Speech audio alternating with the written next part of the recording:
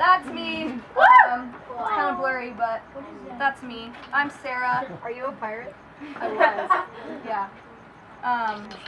My name is Sarah MacArthur. I'm 22 years old. I know I don't look like it. I was born in Chino Hills, California. I know it's a 909, sorry. I have 3 sisters. You can go the next pic. That's my family. Me, my oldest sister, my other older sister, her husband, my baby sister, and my parents. That's us. I played soccer since I was 4 years old. So like, You're a shredder. I've just played, like my whole childhood, played every weekend, and I was from all-stars to club teams. It was just soccer. I was known as a soccer player. I was raised Catholic, and all that really meant to me was I go to church on Christmas, Easter, and random Sundays whenever my parents felt like it. So that was me. I just played soccer. My friend groups were just my soccer people, my teammates. I never really made friends outside of soccer. I don't know, I had friends, so I didn't really feel the need to make more friends. High school comes around, and like I said, I played soccer. And that literally was where I found my identity. I was good. I don't like talking about it, but I was a good soccer player. I was captain of varsity 2 years in a row. I got a bunch of awards my junior, senior year. I was good. And that was me, just Sarah the soccer player, I didn't get the best grades, and my senior year I was introduced to partying a little bit. You can put the next pic up. That's me playing soccer. That's Sarah. Yeah. That's me back to score. So just kidding. Oh, you can go to the next pic. No. Yeah, you can just keep it. You can keep it. Okay, go back. All right.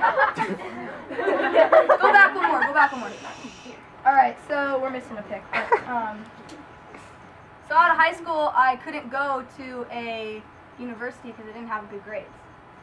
So I was recruited to play soccer at this community college that happened to be the #1 community college in California for girls soccer. And I was stoked, like they are known for getting girls going there for 2 years and then shipping them off to like the top schools in the state to play. So I was like, cool, like let's do this, And I'm practicing with them the whole first summer, and a week before season starts I get cut. And I'm like, what the heck, man? Like, how'd that happen? Literally overnight my world was just, I didn't know what to do. Like soccer was my identity. That was who I was. Like the one thing I was good at my whole life, I was told I wasn't good enough. So like my world just kind of flipped upside down, and getting cut, my world just crashed. And my mom at this time started going to a Christian church in Chino Hills, and she was like, just come with me one Sunday, I was like, alright, whatever. So I went with her, but I wasn't going to for myself. I was going because I knew it would make her happy. And by this time I'm still, doing a little bit of partying on the weekends, whatever, going to church. Wasn't playing soccer, but I was still going to school. And then the next year rolls around, and I transfer from that community college to Orange Coast College, right down the street from here. And I was playing soccer there. You can flash to the next pic. That's my team. I'm right there. Yeah, that's me. I played soccer there, and like I said, I didn't make friends outside of soccer. So when I had this team, I had an immediate group of friends. And they happened to love partying a lot.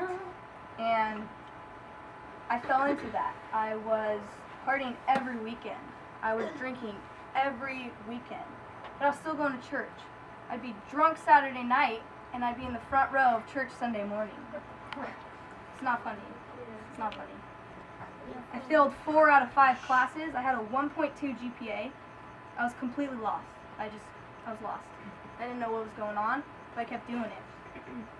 My team, that team right there, that we decided to take a trip to Mammoth, and 10 girls in a cabin in a week all alone in Mammoth, it's not good news. I don't think I was sober for more than 4 hours that whole trip. Drinking every day, drinking every night. On my 6-hour drive home, I remember sitting in the passenger seat, throwing up outside the window, like multiple times. I was sick, I was miserable. And I remember sitting there and I'm just thinking, like, this is not my life. Like, this isn't it. Like, I don't know who I am right now, but this is not who I want to be. So I knew I had to change. I knew I had to do something. I wanted to go and play soccer at university. I wanted that. That was my goal my whole childhood. So I get back home, and like my first step I knew was changing my friends. I had to change my friends.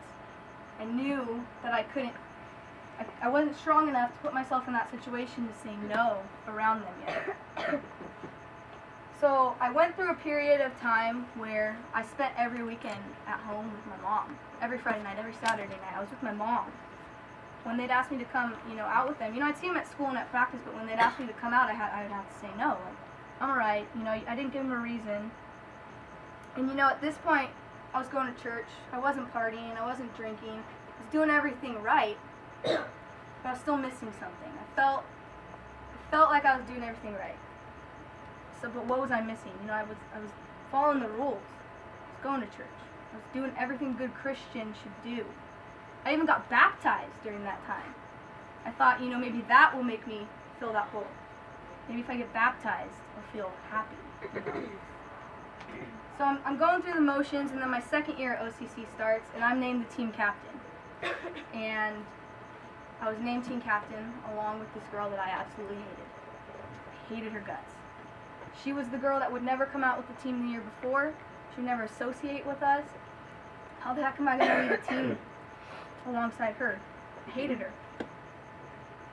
That happened to be the biggest blessing in disguise. Because that girl that I hated is now the bestest friend I've ever had. And you could go to the next pic.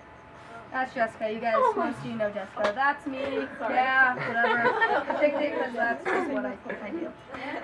So, me and Jess are captains. I finally had a friend. I wasn't hanging out with those girls. I was doing everything that Jessica was doing. I was going to church on Sundays. I wasn't partying. I was hanging around her and her family. And I'm doing everything right, but I still felt like something was missing. I saw how happy Jessica was, and I didn't have that. I didn't have that at all. I was like, the heck, what am I doing wrong? I'm doing everything right. I'm following the rules. I was so caught up in following the rules. And I remember sitting at dinner with her one night when the whole team was out, and I'm sitting there and I'm like, Jess, I want what you have. I want that happiness. Like, how do you get that? What am I doing wrong? I'm not drinking, you're not drinking. I'm hanging out with you. Why don't I feel what you feel? And she's like, well, have you surrendered everything to Jesus? And I'm like, I don't know how to do that. Like, how the heck do I do that? How do I know if I do that? I don't know. And she's like, all right, well, we're going to go outside and pray in the car after dinner. And I'm like, I'm not praying out loud. I'm not praying out loud. You're funny. I'm not doing that. So we eat, and by this time I thought she forgot about it. We go out to the car, we sit there, and she goes, all right, let's do this, let's pray. I'm like, dude, I'm not praying out loud. Like, I pray in my head. Praying out loud's for other people. I don't pray out loud. I don't do that. Like, it's weird. So she's like, no. She grabs my hands, and we're praying, and I'm sitting there, and I'm like, this is so weird. I'm not praying out loud. The whole time I'm just like, I'm not praying out loud. We sat there for 30 minutes in the parking lot at BJ's, in a corner, in my car. I could have easily driven away because I was the one driving. But I sat there, and I just sat there in silence, and I was just like, I'm not praying out loud. And finally, I don't know how or why, but I started falling. And I started praying out loud, and I was like, Jesus, like, I need you to come into my life. I can't control my own life. I can't do this on my own. I can't do this alone. I need you to take control of my life. And that night changed my life. There is a Bible verse in Jeremiah 29:13. You can go to the next one. It says, you will seek me and find me when you seek me with all of your heart. That night was the first time I sought God and Jesus with all of my heart.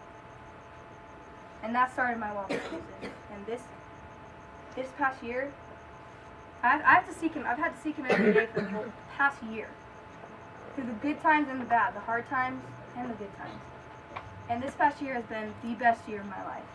I got a scholarship to play soccer at a university because that's what I do.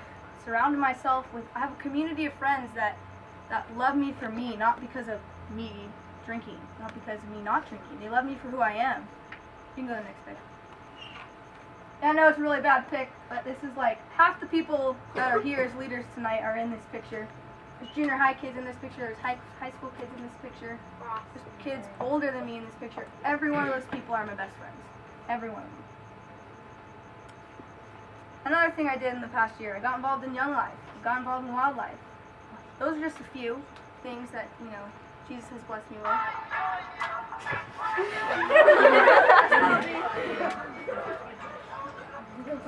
The one thing, though, this past year that my faith in the Lord has blessed me with and helped me was the toughest decision of my life. The toughest decision of my life. I made the decision this past August to no longer be known as Sarah the soccer player. I chose not to find my identity in soccer. Why would I do that? That's all I wanted. You can go to the next pick. Because leading kids like you guys to Jesus Christ is far more important to me. And I chose that path that God was making me. So I'm going to pray for us right now. And, yeah. Alright. God, I lift up all these kids.